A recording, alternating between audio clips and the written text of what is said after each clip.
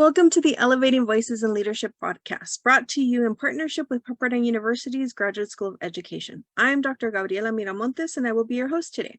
With me today are my co-hosts, Dr. Asia Ghazi, Dr. Sonia Sharif-Rifard, and Ms. Anna Guzman. We'll probably have a few members joining us shortly, so if all of a sudden we start hearing different voices, that's probably why. Our guest today is Ms. Jessica Arriaza, who is a second-year Ph.D. student in Global Leadership and Change at Pepperdine University. She is currently on a personal and professional journey to be an agent of change and contribute to and improve change management. Her passions include psychology and social behavior and organizational leadership development. For the past 18 years, she has worked in the healthcare sector, which has provided her with valuable experience in leadership development and training programs to promote organizational leadership development and effectiveness. Please help us in welcoming her. Jessica, welcome to the podcast. Hi, thank you very much for having me. Oh, no worries. It's our pleasure. So as you know, part of the reason why we invited you, well, for one, just because you're an amazing PhD candidate or student, but two, you recently, well, not so recent anymore, huh? We're already going into May. Wow, that was fast. So a while back, you attended the HICE, the Hawaii International Conference on Education, and you presented at the conference. So we decided as a collective here at the center to invite all of the participants, all the Pepperdine participants, to come and talk to us about your experience, how it went, what you thought, how it felt. I know that you're still kind of wading into the waters of presenting and conference, participation. So just wanted to bring you on to talk about your experience. And so we'll talk about your experience. We have a few questions about that, but we also want to talk about your topic a little bit. So yeah, tell us a little bit about yourself and the conference. All right. Well, yes, I did present at HICE. That was my first official experience presenting at a professional conference, which I've heard has been a nice segue into that field or in that experience to really present because of its environment being in Hawaii. So it was a good chance for me to kind of get a little more exposure and experience in presenting in an academic conference. So my topic was relating to training programs and retention for the for organizational setting. I was really interested in looking to see how through secondary data, I was able to compare and see if training programs do assist in the retention, which it's currently an area of interest due to high turnover rates and the cost of training itself, the cost of training new employees, and the loss that the organization experiences of trained individuals and the rich experience and knowledge that they take with them. So that's kind of what led me to look at this topic and want to present it at this conference in particular. So how did it go? I mean, you said that there was a good segue into the experience of presenting. So what about this conference made it approachable for you? So just historically for me, it's presenting in general has not really been an area that I've had too much exposure in, and an area that I know I have a lot of opportunity for growth in. So having my peers express that it is a place where I can have a little more of a relaxed experience and still gain the networking experience or exposure, and also have that opportunity to share what I've learned with others, really was a chance to not only to grow academically, but also to have a little more time to ease into it. And I was able to bring my family along with me as a support.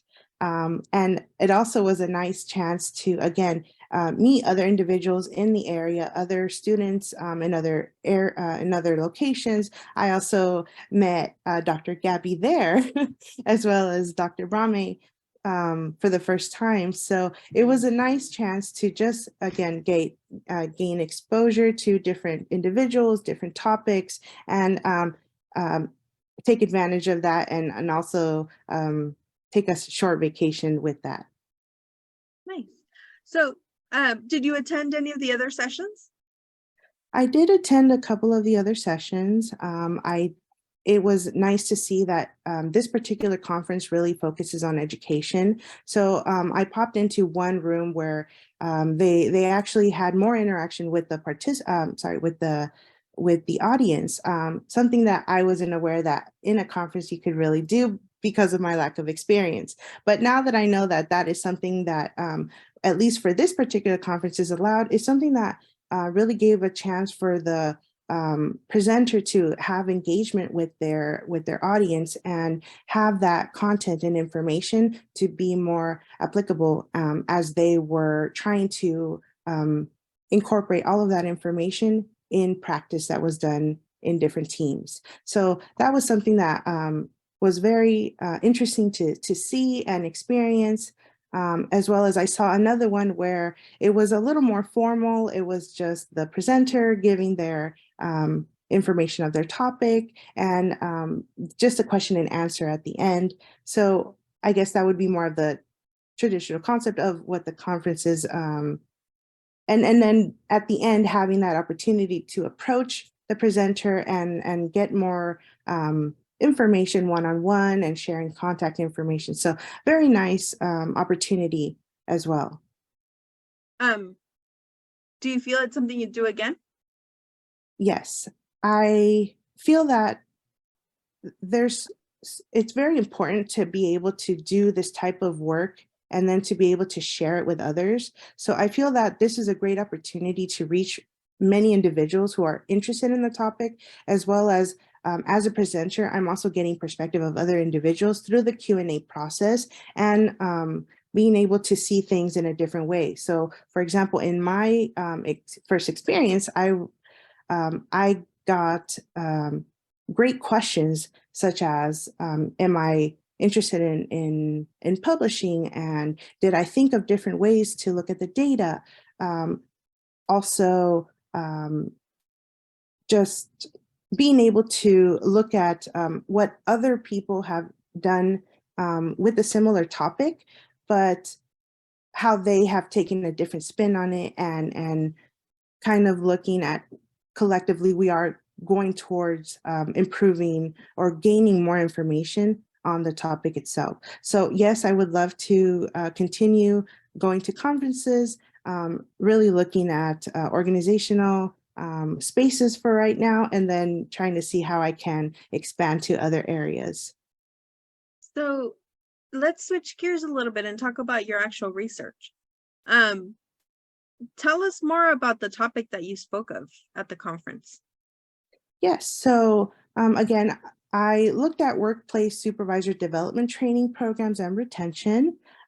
Really, I'm interested in the leadership development, and wanted to see, because of that topic being very relevant with retention, I wanted to see if there was some sort of connection, if leadership development training would improve retention.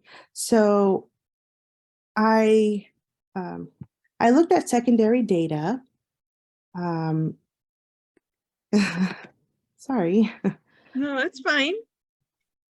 And through the the data was from the talent management study, looking at today's business environment for workplace. And I had two research questions, one of them being, are there significant differences in the average retention of employees and organizations that offer various supervisor training programs versus organizations that do not? As well as my second research question was looking at supervisor training in managing diversity, managing a multi-generational work team, responding to work family needs, career advice, and workforce planning to predict employee retention. So the study itself had 539 organizations, and I analyzed the data utilizing descriptive statistics and a two-tailed independent t-test, as well as a stepwise linear regression. And findings showed that when looking at supervisor training itself, there really wasn't a significance in the retention, but when you incorporate gender and different age groups, there really was a significance when it was looking at the female and looking at the age group between under 25 and 39 years of age. So especially when looking at the work family needs training. It's okay. I know. Take your time. So the results did indicate that there were no significance overall, but again, once I've added those different variables, it did show that there was a significance. Does that answer your question? It does. It does. So tell me a little bit more about what that significance meant. Okay, so. Or what you thought that significance meant. So, the literature review really shows that there is a significance between leadership development training programs and retention. But again, through my findings, looking at this particular population of females within that age group, did show that there was less, the number of year or the time that, I apologize. No, you're fine. So that age was a significant predictor of the average years of retention, and that it's a positive direction in, okay. Do you mind if I restart that part? No, go right ahead. Okay. So incorporating leadership development programs do improve employee retention, but it's important to understand that that population of females and this particular age group do have high retention for greater than 40 years, but lower retention for those females who are within that under 25 to 39 years of age. So okay. So did the type of leadership development training matter? Like, or any leadership development was effective? So looking at the different types of leadership development programs that were in this particular study or data, there was no significance other than the one for the work family needs. So when the leadership development training was regarding work family needs for their employees, it did have a higher significance in the retention of their female employees within that age group. So I'm assuming the perception was if they're having this training and it's supposed to help me, they actually care about me as a woman, given the needs associated with women in the workforce. Correct. Okay. Interesting. You know, we talk about, and obviously Pepperdine is in the leadership development space, right? So we talk about how we can improve the lives of our participants or our students or our community. And so a lot of times we say, oh, training matters to corporations and we should do these things. And at the center, we have these certificate programs. You know, we just had one this past weekend that was actually pretty phenomenal with Dr. Sandra Rice. And it was a focus on executive leadership or innovative leadership and executive well-being, with the executive well-being being at the forefront, right? So I'm actually intrigued by, I'm actually intrigued by that particular training that kind of showed up as having significance versus some of these ideas behind mental well-being and wellness that we're starting to see take up more space and more precedence in organizations, which is really fascinating to me anyway. So if I can just comment, Yeah. leadership development in general is a good way to have, to show the employees or the followers that you do value them. So it helps for them to grow as an individual and as a professional. Now, the type of training itself is where we would really need to do that assessment to see what is my employee looking for? What are they really wanting to be developed in, and how can we help them in that way? So one of the limitations that was in part of my data was there that needs assessment to see if that type of training is something that was really needed. So from the findings, we see that at least for this particular demographic, the females in that age group are really looking to be developed in that family work needs training. So that's something that's interesting to also note, because training itself is expensive. Organizations spend thousands of dollars for training development, and it's important to note that you are selecting the right fit of training for your staff, for your employees, for your leadership, for all levels. Well, and to that point, I mean, there's all these companies popping up, right? Like LearnIn and Degreed and Guild that are offering more specialized training opportunities, individualized training opportunities, right? Like you have a catalog, you can go in and look at everything that's offered, and then you select your training, and all you have to do is go through your organization and they'll pay for it. It sounds a lot easier than it actually is, but you have this whole catalog of offerings. And more organizations are getting into it, the consulting components. I mean, heck, I do consulting on the side and I do this, right? It's individualized coaching and individualized training. And so it's fascinating to see. It's also interesting. And I think about like leadership development, when we start segmenting out women or participants by gender, the types of trainings that might be provided, like I wonder if there's any bias there as well. Like, is it the women that gravitated towards the training, that the family, the work and family, or is that the training that was offered to women? Like, it's almost like the conversation around the chicken and the egg, right? What came first? Are we offering it to them because they're women, or are they gravitating towards it because that's kind of what they need? And so it's interesting. It's interesting. Right. So any other thoughts about your topic, Jessica? Anything else you want to share regarding the research or any other research? What are you currently working on? So currently I am working with a few classmates on a arts leadership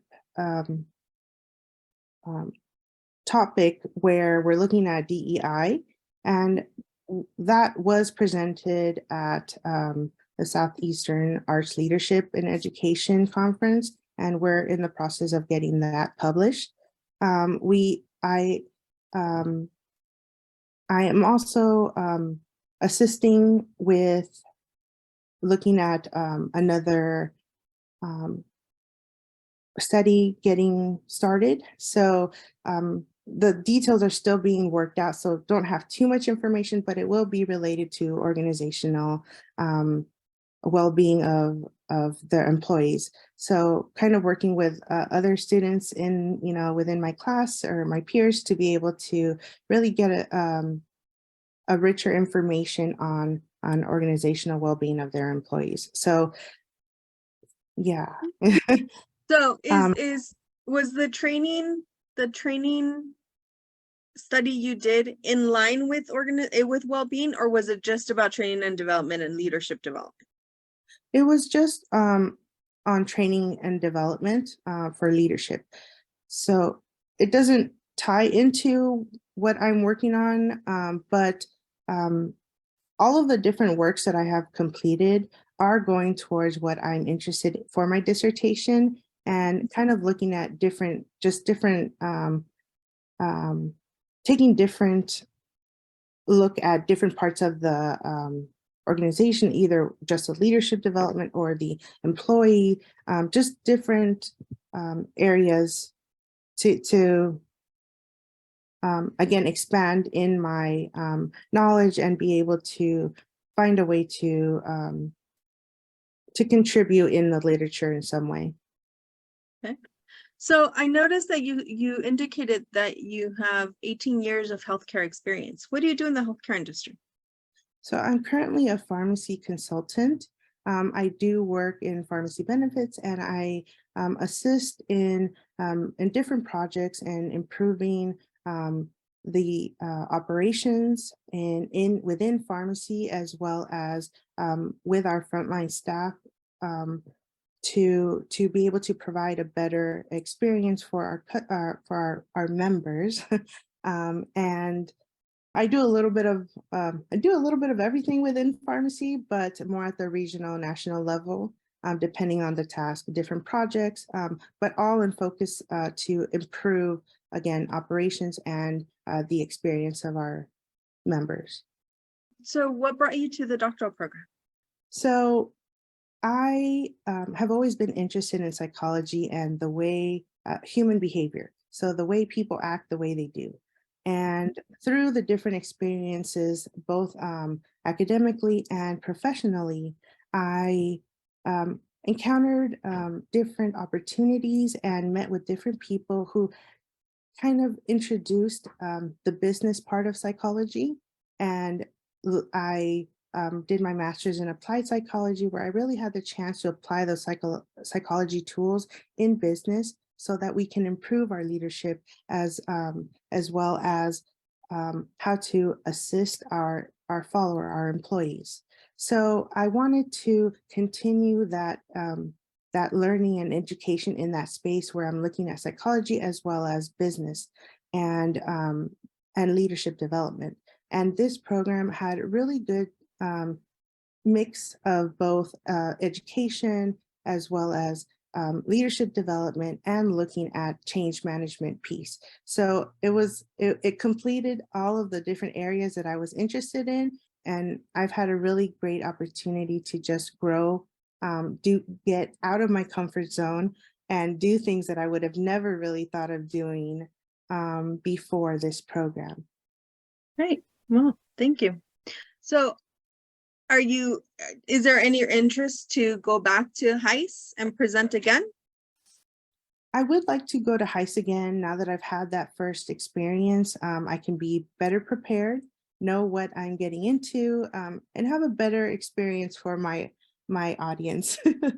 I got a lot of positive feedback in the first conference that, and I wanted to take a lot of those suggestions and feedback and improve myself as a presenter, and also contribute. Again, that's one of my key goals. Is part of my why, which is to guide and inspire growth. So to answer your question, yes, I would do HICE again, but I'm also looking at other conferences to see how I can further share the work that I'm doing. Great. Well, thank you. Team, anyone else have any questions? I don't want to monopolize the conversation. Hi. Yeah. Hi, Jessica. This is Anna, she, her, hers. I'm a first year student, so I would just, I'm new to presenting as well. So I was wondering, like, what tips would you have for somebody who's incoming? Yeah, because I'm interested, but I'm also like wary. What? Dr. Gabby smiling at me. What? Dr. Gabby smiling at me. Yeah, I'm excited, but I would also like, maybe something, a helpful hint that you would have for first timers. So first of all, thank you very much, Anna, for your question. That's a great question. That's something that I have struggled with and really looked to others for mentorship. But what I can say or share is what I've done is I've tried to look to see the audience, right? So I'm sharing information. I want to know that I'm providing information that is relevant to what they're looking to do. I also prepare. I practice. I had my notes. I try my best um, to answer questions that I would foresee coming. So there's quite a few techniques that I've been told about and that I try to practice in order to be able to present. Even though this was my first official conference, we do presentations in classrooms. I do presentations at work. Even though work is it's a different mindset for me. It's still something that I have to prepare myself for in every presentation. I hope that answers your question. Yes, thank you so much. I appreciate. Yeah, it's I guess it's different, presenting amongst your classmates. But I guess just like, you know, in conferences, I guess it's just like an array, right, of people and experiences and degrees and all sorts of things. So I guess that's the part that kind of makes me weary, but at the same time, is it more like supportive, or is it like they're asking weird questions? So with my experience, it was a very supportive environment. You look at your audience and they had smiles on their faces, they're nodding, and you have the opportunity to really, share. You're the expert in this topic or what you're talking about. So it was very nice to have that support. Now, I understand what you're saying, not being able to prepare for questions that you're not aware are going to come, but we've done the research, we've done the reading, we've prepared ourselves, and to me, the Q&A was actually the part that I felt most comfortable. Even though I know the subject, when I was presenting, I was so focused on delivering all of the information that I was a little more nervous in the actual delivery of the presentation than with the Q&A. Q&A, I felt a lot more relaxed, and I hope Dr. Miramontes noticed that.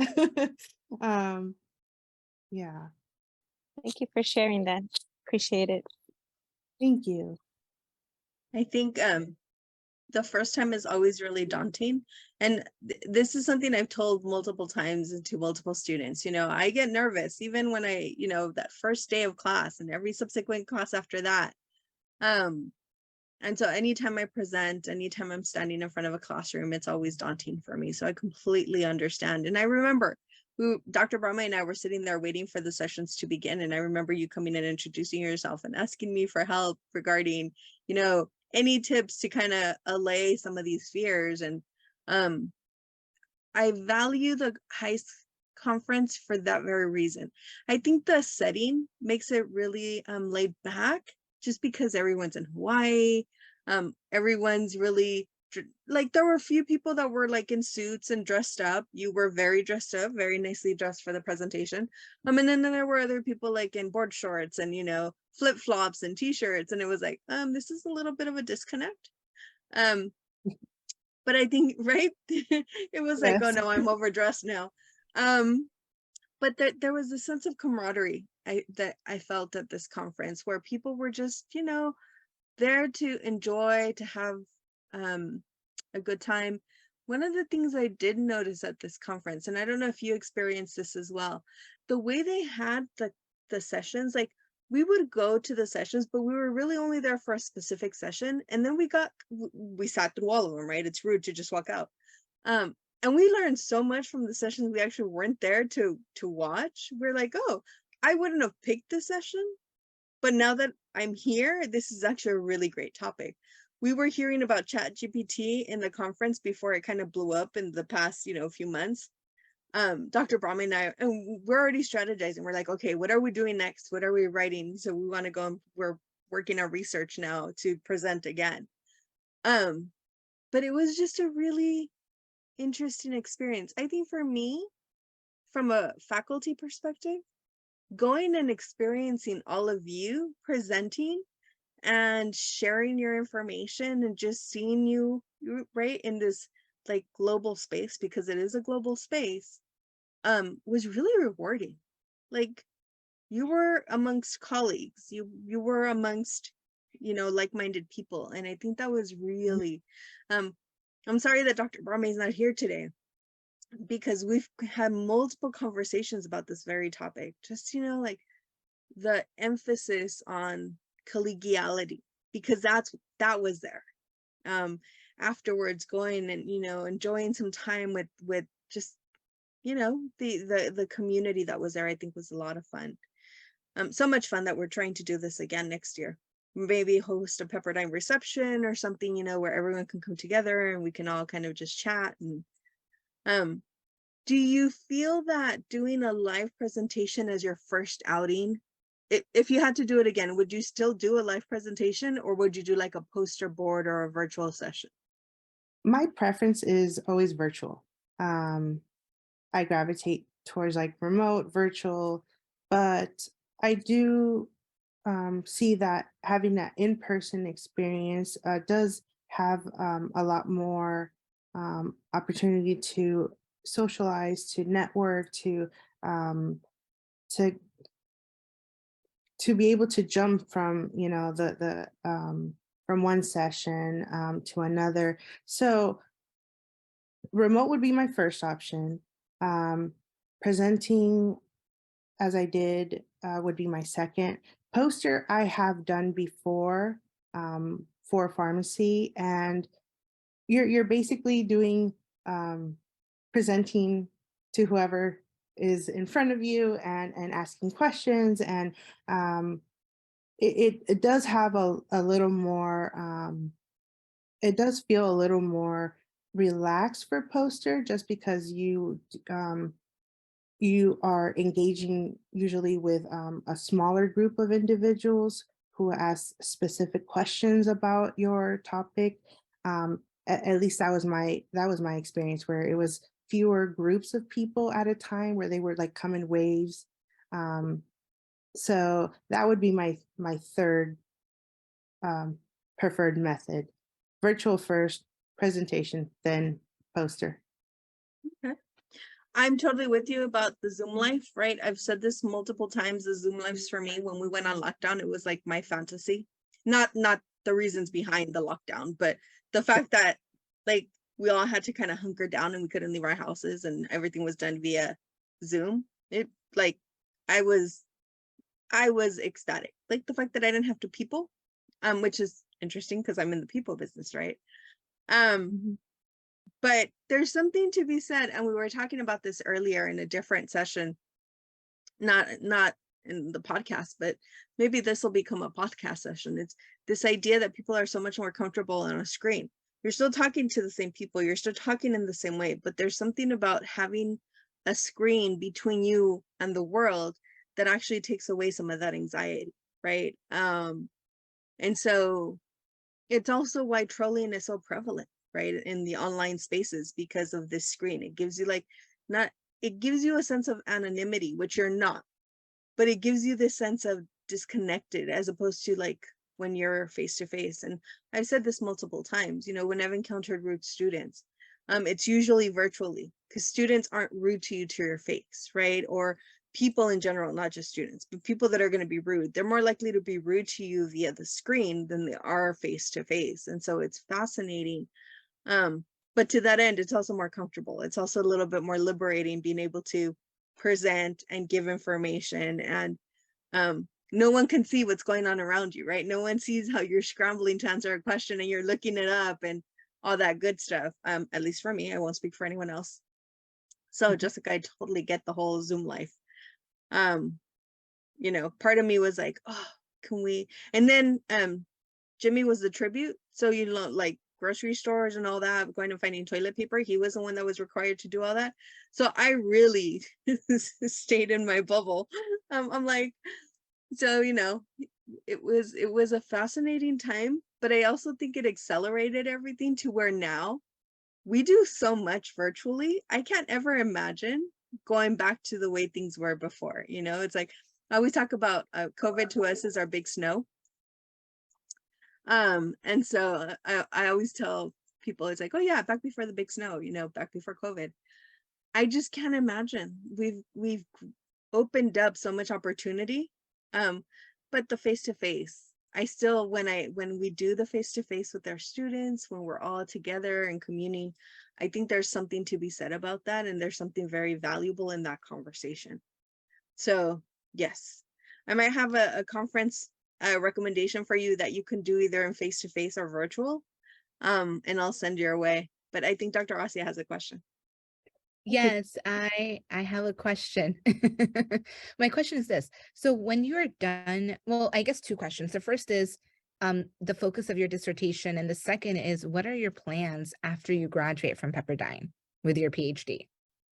All right, so great questions. So the first one, for my dissertation, I'm really interested in looking at the future ways of work, especially having the pandemic, you know, as Dr. Miramontes said, really changed the way we work, and Yes. at a faster pace. So now that we're kind of reaching that outside of that COVID, you know, pandemic time, we a lot of organizations are transitioning either back or setting permanent assignments to a setting that employees are working in. So I'm interested in seeing how leadership has been flexible or needs to be more flexible so that their employees are getting both that guidance and continued need for assistance from their leadership, but how is the leadership like strategizing or using their skills or is there a gap in that skills or styles that they have to assist in a remote setting as well as a hybrid setting as well as the traditional setting. So that's kind of what I'm interested in. I don't have my exact research questions or pinpoint the exact group, or I'm still in the process of planning, but more or less I am interested in the future ways of work. Now, I do know that there's a lot of research starting to happen around that space because it is important to see where we're going with working in these different settings, but I would like to contribute in that space as well. And your second question was after the program, what is my goal? So I haven't decided what I want to do exactly. I'm trying to take this moment and absorb as much as I can, get exposure, get experience, and see really where this takes me. I do want to eventually teach someday. I want to continue doing research and do consulting as well, continue consulting. Okay, that's good. That's good. It's interesting you said the future of work, and I'm thinking about talking about virtual training and development, and kind of like that because, you know, COVID came, everybody kind of went virtual. And so I think that's kind of interesting because that could relate with the future of work because now the future of work is remote, it's online. People are wanting to do things online more. So, I mean, although people are now back in the office, case in point, I'm actually in my real estate office right now. So it's not, it's a cubicle. It's not really an office, but you know, we're kind of like doing that, right? We're coming back, but we're still wanting to work from home. And I think your topic very much relates to kind of like what I'm wanting to work on with my dissertation, or actually am working on with my dissertation. So we should totally work together and maybe come up with a few articles we can publish. I think that'd be Yeah, great. What do definitely. you think? Yeah. And this is more than just the actual setting of work, but it's Yeah. looking at what was the traditional 9 to 5 in your office. Now there's a lot more Yeah. flexibility, and we've seen through COVID that productivity remains high, and people are able um, to adapt, and that's something that I want to see. And I would love to work with you in learning more about this and sharing information. Yeah, definitely. And then of course, you said your future plans after the PhD is to do consulting, right? You said consulting. So yes, that's one of the Okay. things I would like to do: consulting, research, and then teaching someday. Yeah, well, you can Mhm. get into teaching right after you're done with your dissertation. Yes. Okay. So this was your first experience going to an actual conference outside of California. Um, and of course, there's a lot more conferences coming up, and I know we've talked about this, but are you planning on focusing on the same topic of what you discussed in future conferences? Do you want to talk about the future of work in future conferences? Are you looking to publish in journals, or, what does the publishing world look like for you? So I've set a goal for myself as a student. Right now, I would like to do 1 to 2 conferences, as well as have at least 1 to 2 publications. So that's Okay. my goal for, before I finish this program. Now, after that, I would, again, research is something that I really want to continue doing, looking at organizations, but leadership development, and of course the follower employee. So my dissertation, as mentioned, interest is really looking at future ways of work. But I am open to really presenting at conferences on that topic, or other assignments that we have completed during classes that I would like Mhm. to use to Yeah. present, which is what happened with this particular HICE presentation. It was an assignment that I adapted to be able to present for this conference. Mm, okay. I like that. I like that. Taking what you've already done and then turning it into something that is either in a conference, in a journal, or both. I think that's great. Have you considered writing an article for the Scholarship Without Borders journal with us, publishing with us? I have considered it, and it was something that both Dr. Miramontes and Dr. Brame suggested, or recommended that I do. Hmm. I just, with the previous semester, time was a problem for me, just having a lot of things on my plate, but it is something that I would like to pursue. Nice. Yes, please pursue, because we would love to have you. Thank you very much. Of course. All right. Anyone else has any other questions? Because I know we're about to hit time here. Yeah, we only have a few more minutes. So Jessica, um, first and foremost, thank you for sharing all of your thoughts and wisdom with us on the podcast. So in your current role, you did say that you've done some presenting and you have a different mind frame when it comes to that. So tell me what the different mind frame is. How do you see it differently from presenting at conferences or with your colleagues?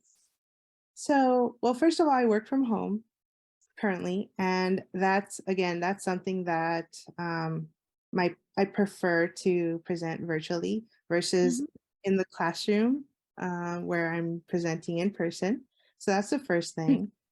Second, I I work with different individuals, and um, I kind of um, compartmentalize. So I have my work persona, I have my academic persona, and for some reason, my work persona is a better presenter.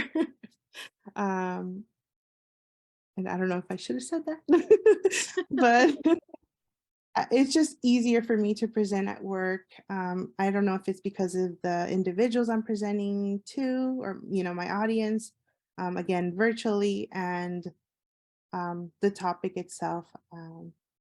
It's something that at work I'm very familiar with, versus at school it's something I'm learning, it's something I'm new to, it's something I'm trying to add to, or so there are some differences between the two, but trying to be, as the individual, trying to be a better presenter in all aspects is something that I am working on, and really just ask for feedback and assistance to improve in all areas, because that, again, that is a known area for me that I still need to develop more. Got it. Do you think it's just a sense of comfort as well? You know the people at work because those are the people you consistently work with? Yes, yes and no, just because even though I'm doing the same presentation, it can be to different groups. Even though I do work with multiple groups and in different situations, or different capacities, similar to school, where I'm presenting to my cohort, which is the same, and we travel, we go along the same journey. Um, but so there's a lot of parallels. It's just for work, I just have a little more comfort. Again, I've been doing it for 18 years, in versus with school, which there's a lot of new things that I'm getting, a lot of, yeah, a lot of newness. Well, that's fair. That's fair. So we're coming up on time. If there are no other questions, we can go ahead and start winding down the session. Jessica, do you have any questions for us at this point? We've been dominating the conversation and kind of throwing questions at you, but are there any questions you might have for us? No, I mean, I am very grateful for the opportunity that you have invited me to this podcast, as well as letting me share a little bit about the topic and my interest, and another opportunity to practice. So thank you very much for that. Um, I I hope that we can work together in future projects. So Yeah. no questions. Absolutely. So of course, we're always open here to partnering with our colleagues and our friends and our students in a variety of ways. So feel free to reach out. Absolutely. Or as Dr. Asia already indicated, she'll probably reach out to you as well. And with that, I want to thank you all for joining us today. If you've enjoyed today's session, please remember to click the subscribe button. Have a wonderful week, and we'll see you all next time.